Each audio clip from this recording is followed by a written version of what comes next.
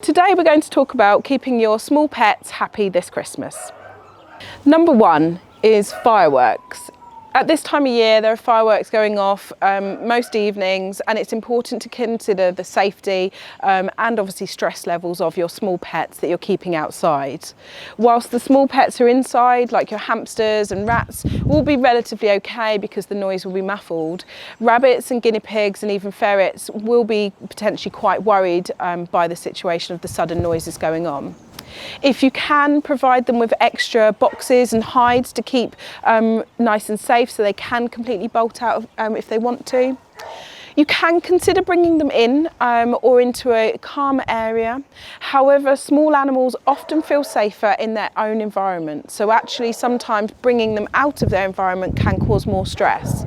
So if you're able to make it a little bit more protected, then they're probably going to be a lot more comfortable that way. It is also worth considering if you know that you're going to have neighbours and people in the area letting off fireworks if you do have small pets in the garden.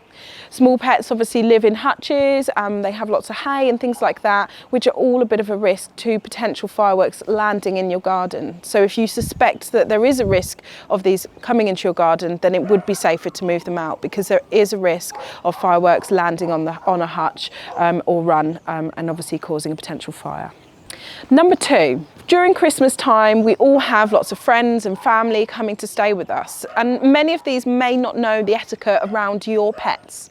Some pets are obviously going to be quite bonded and quite happy to the noise levels and smells and sounds that go in your house normally, but it's always worth considering if you are going to have different children and people who are potentially going to laugh really loud or place on loud music in that area, whether it's going to be too much for the animals.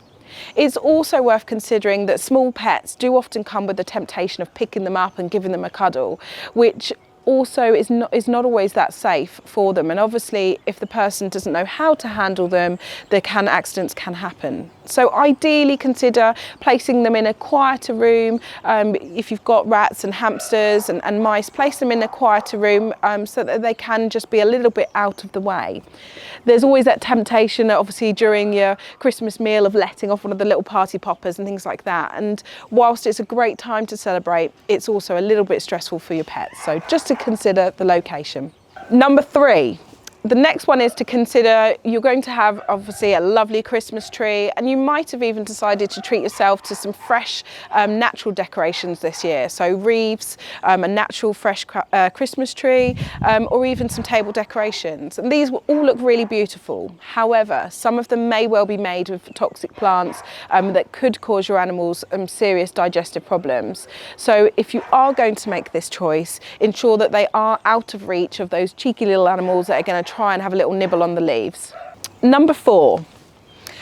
It's really tempting at Christmas when you're out shopping, you're going to pop into the shops and see all these amazing little gifts for your pets. You're going to see little stocking shapes filled with all sorts of treats, whether they be different twisted colour things and yoghurt drops and an advent calendar. There's all sorts of things out there for small pets. However, many of these are really not that suitable for pets. A lot of them contain ingredients that are really not that natural or suitable for the digestive systems of our small pets.